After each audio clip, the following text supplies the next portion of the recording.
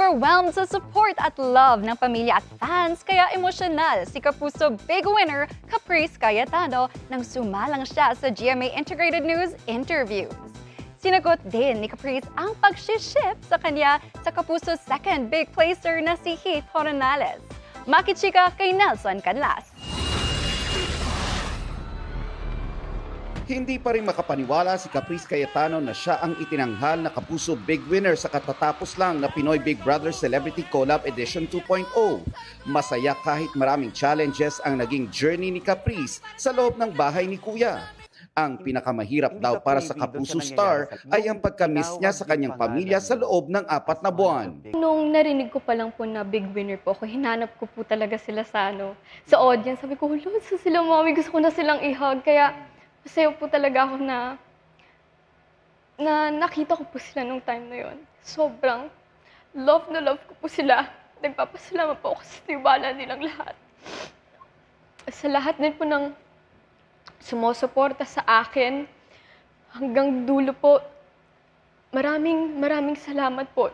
Kaya po din ako napapatingin din ng social media. Gusto ko po mag-thank you sa kanila. Kung pwede lang po isa-isahin ko mag-thank you sa kanila, gagawin ko. 2 days pa lang si Caprice sa outside world. Aminado siyang nag-a-adjust pa siya sa atensyon na natatamasa niya ngayon. Wala po akong babaguhin talaga. Dahil hindi po ako mapupunta dito. Hindi po ako mapupunta po dito sa posisyon kong to. Kung may babaguhin po ako doon kahit kaunti. Miss na daw niya ang kanyang routine sa loob ng PBB house.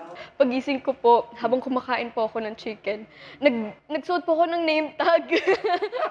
Nagsuot po ako ng name tag, opo. Tapos nagising po agad ako kasi nga po masaya po talaga ako tsaka na-excite po ako na tumingin sa window, tinitignan ko po yung mga kotse, nagsuot po ako ng name tag. Tapos sabi po nila, ba't ang aga ko nagising? Sabi ko, niloloko ko po yung family ko na ginising po ako ni Kuya. Nag-alarm na po yung kabataang Pinoy. Oh. Anak niyo po ako si Tagaktak. Nagsimula sa pag-arte si Caprice noong 5 years old pa lang siya. Marami siyang naging proyekto sa Kapuso Network, kabilang ang Mulawin versus Ravenna, Poor Señorita, at Kambal Karibal. Siya lang ang ibig sabihin. Sa kanyang pagbabalik as a teenager, ginawa naman niya ang Cruz versus Cruz bago siya naging housemate. Bilang artista, kailangan na raw niyang sanayin ang sarili niya sa iba't ibang issue tulad ng rivalry sa showbiz.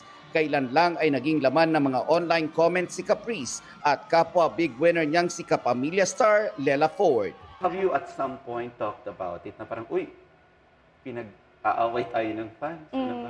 May ganun kayo? Before pa po kami na mag-social media, ganon, nalaman ko naman na po yun. Tsaka sabi ko po talaga sa kanya, alam mo, huwag ka mag-worry. Walang magbabago. Tsaka sabi ko po, mag-focus lang tayo sa kung anong friendship yung meron tayo. Siniship din si Caprice ng maraming fans sa co-housemate niyang si Heath Hornales. Ani Caprice, ang nagsimula bilang isang inside joke ay tila nanganak ng isang tambalan. May fan club na nga ang Cap Heath. Kita Pero, ko po talaga siya as little Siyempre, di brother. ba? Artista ka eh. Alam mo at some point na magkakaroon ka ng ka-love team. Apo. Are you open to maging ka-love team si Heath?